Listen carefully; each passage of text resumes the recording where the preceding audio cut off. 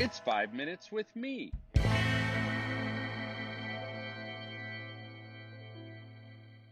In last week's episode, I talked about how much of the discoveries about teenage brains over the last 20 years are being reported or interpreted in a way that the researchers themselves would not agree with.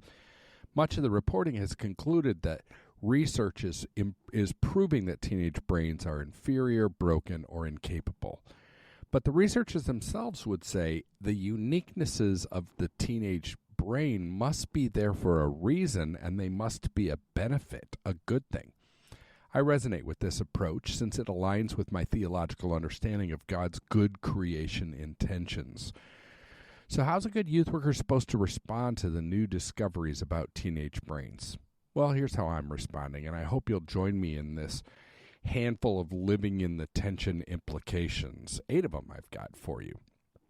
Number 1, read about teenage brains. I wasn't kidding when I said my growing understanding of neurology shapes everything I do in youth ministry. What I teach and how I teach, how I interact with students, the sorts of questions I ask, what and how I communicate with parents, how I plan my youth ministry calendar, what's most important and emphasized in our youth ministry.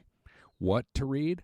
Well, if you want to read a bunch, you could start with The Primal Teen, because it gives a great perspective on what we were newly discovering about teenage brains 18 years ago when it was published. You could read one of my little books, A Parent's Guide to Understanding Teenage Brains, or A Volunteer Youth Worker's Guide to Understanding Today's Teenagers.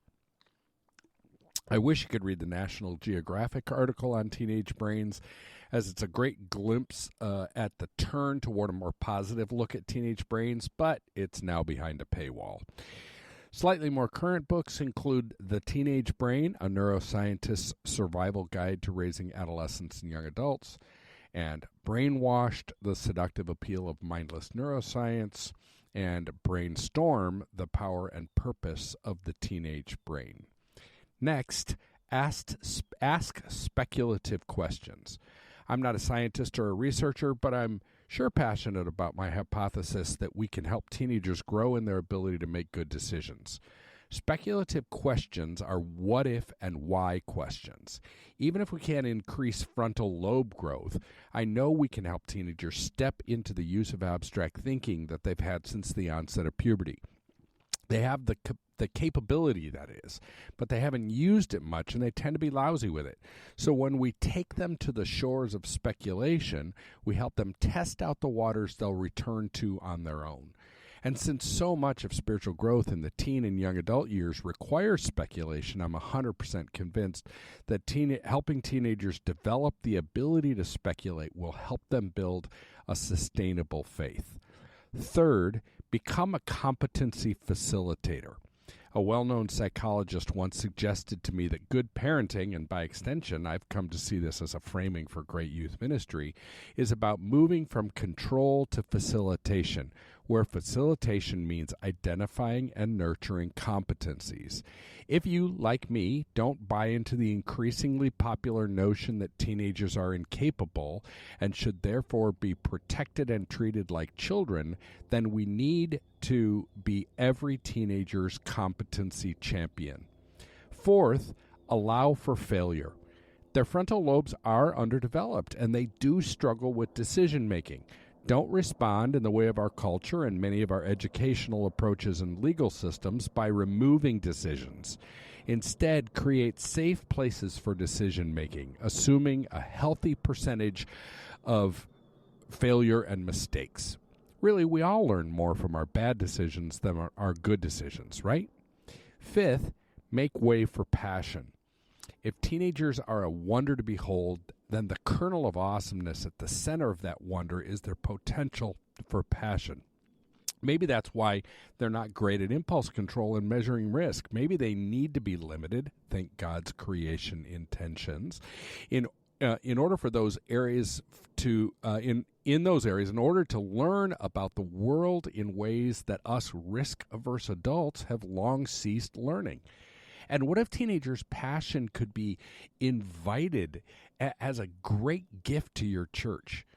While she doesn't directly tie this to brain research, this is the core proposal of Ken DeCreasy Dean's excellent youth ministry book, Practicing Passion, Youth and the Quest for a Passionate Church.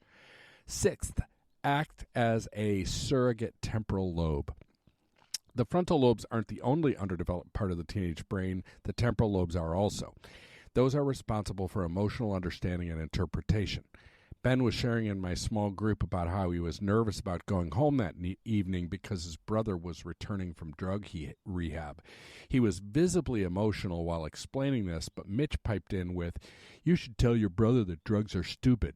Rather than shaming Mitch, who wasn't being mean or rude and was merely missing the emotional cues of what would have been so obvious to an adult, my role became that of simultaneously redirecting the focus back to Ben's sharing while gently pointing out to Mitch the emotion that Ben was feeling. In that moment, I was helping Mitch see the emotion and learn to spot it in a way that so that he could help his friend. Seventh, be patient. Patience with teenagers is a prerequisite for any good youth worker and always has been. But with our growing understanding of teenage brain development, we have that much more reason to be patient. Great youth workers, those who will be used by God in the lives of real teenagers, will always be gracious and loving, ready to listen, full of encouragement, and abounding in patience. And finally, be thoughtful about the use of the youngest of young adults as youth ministry volunteers. This is a sensitive one, and please don't think I'm suggesting young adults are inferior youth workers or shouldn't be involved. I love having young adults as equal members of the youth ministry team I'm a part of. Just remember that just like teenagers, they bring a level of passion that's a wonder to behold, but their brains are also still developing, and they will occasionally struggle with wisdom, prioritization, impulse control, and decision-making. All of these new discoveries about teenage brains are fascinating. I welcome anything that can help me know and understand better the teenagers I'm called to. But I'm committed to doing ministry in the tension between reality and healthy skepticism. Living in that tension keeps me on my toes, reminds me to be dependent on God, and drives me toward curiosity rather than blind assumption. The Youth Cartel Podcast Network.